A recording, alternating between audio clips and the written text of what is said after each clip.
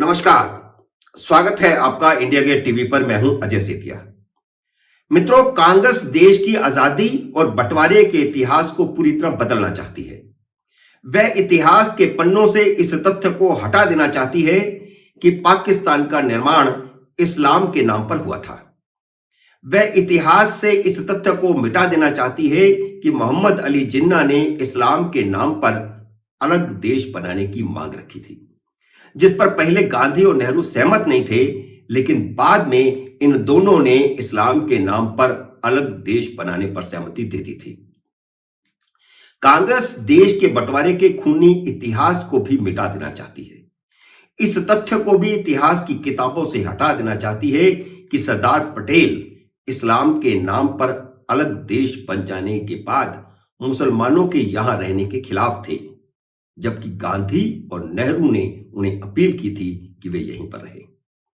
बंटवारे के तुरंत बाद सरदार पटेल ने कोलकाता में अपने एक पब्लिक भाषण में कहा था कि आपने इस्लाम के नाम पर पाकिस्तान बना लिया, तो फिर आप गए क्यों नहीं? अपनी बड़ी तादाद में यहां कैसे रह गए? उन्होंने कहा था कि रह गए तो कोई बात नहीं, लेकिन आप भारतीय बनकर रहें तो स्वागत किया जाएगा, फिर कोई ऐतराज भी नहीं होगा। कांग्रेस का हर कार्यकर्ता जानता है कि गांधी और नेहरू भारत को सेकुलर देश बनाना चाहते थे, इसीलिए उन्होंने बंटवारे के बाद भी भारतीय क्षेत्र में रहने वाले मुसलमानों को भारत में ही बने रहने की अपील की थी।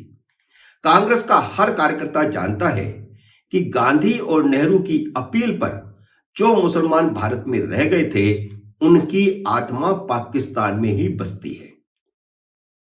इसका सबूत यह है कि क्रिकेट के मैच में भारत के मुकाबले अगर पाकिस्तान की टीम जीत जाए तो वे जश्न मनाते हैं। देश में इसी तरह के जश्न पर कई बार दंगे हो चुके हैं। इसलिए कांग्रेस अब जिन्ना को सेकुलर बताकर पाकिस्तान परस्त मुसलमानों का वोट हासिल करने की कोशिश कर रही है। कांग्रेस के प्रवक्ता पवन खेड़ा ने अटल बिहारी वाजपेयी के जन्मदिन पर मोहम्मद अली जिन्ना को भी याद किया, क्योंकि 25 दिसंबर को ही जिन्ना का भी जन्मदिन होता है। पहली बात तो यह है कि जिन्ना इस्लाम के नाम पर देश का बंटवारा करवाने के लिए जिम्मेदार थे और बंटवारे के समय पाकिस्तान को मिले भारत के क्षेत्र में रहने वाले 15 लाख हिंदू मारे गए थे। इसलिए जिन्ना के जन्मदिन को याद करके ट्वीट करना घोर आपत्तिजनक है और उन 15 लाख हिंदुओं का अपमान है जिनकी लाशों पर बंटवारा हुआ था।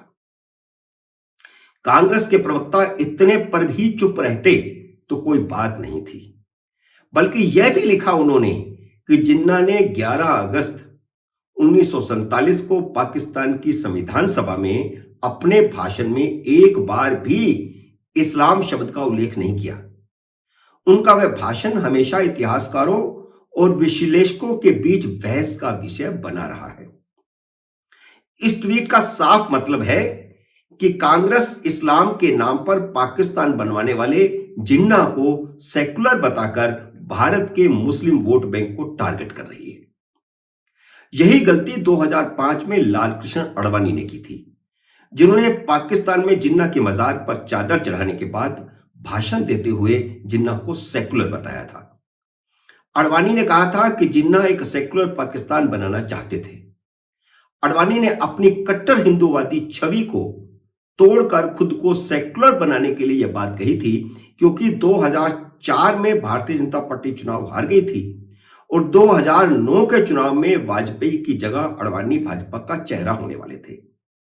भारत में यह बात हिंदुओं को हजम नहीं हुई, भाजपा में भी हजम नहीं हुई, जिस पर उन्हें भाजपा अध्यक्ष पद से इस्तीफा देने को मजबूर किया गया। कोई और विकल्प नहीं होने के कारण 2009 में भाजपा ने आडवाणी को ही प्रधानमंत्री पद का चेहरा बनाया था। लेकिन जो आडवाणी 1992 में हिंदुत्व का चेहरा बनकर उभरे थे, जिनके नेतृत्व में भारतीय जनता पार्टी ने 1996 और 1998 में बम्पर सीटें हासिल की थी, उन्हीं आडवाणी को 2009 में भारत के हिंदुओं ने ठुकरा दिया, क्योंकि जिन्ना को सेक्युलर कहा जाना और जिन्ना की मजार पर चादर चढ़ाया जाना हिंदुओं को मंजूर नहीं था। कांग्रेस को कम से कम आडवाणी से सबक लेना चाहिए कि जिन्ना की तारीफ से भारत के हिंदू तो कांग्रेस से और भी खफा होंगे। मुसलमान भी कांग्रेस का समर्थन नहीं करेंगे, क्योंकि भारत के मुसलमान सेकुलर जिन्ना का नहीं बल्कि मौजूदा कट्टरपंथी पाकिस्तान का समर्थन करते हैं। यह पहली बार नहीं है कि कांग्रेस ने मुस्लिम वोट हासिल करने के लिए जिन्ना की तारीफ की है। इससे पहले मध्य प्रदेश कांग्रेस के एक बड़े नेता सज्जन सिंह वर्मा ने भी जिन्ना को स्वतंत्रता सेनानी कहकर संबोधित किया था। जिन्ना का नाम लेकर भारत के मुसलमानों का वोट हासिल करने की कोशिश सिर्फ कांग्रेस नहीं कर रही। कुछ दिन पहले उत्तर प्रदेश के मुसलमानों का वोट हासिल करने के लिए अखिलेश यादव ने भी जिन्ना को स्वतंत्रता सेनानी कहकर संबोधित किया था। हैरानी है कि भाजपा विरोधी राजनीतिक दल मुस्लिम वोटों के लिए इतने उतावले हैं कि कभी जिन्ना की तारीफ करने लगते हैं और कभी वीर सावरकर और अटल बिहारी वाजपेयी को देश का गद्दार और अंग्रेजों का एजेंट बताने लगते हैं।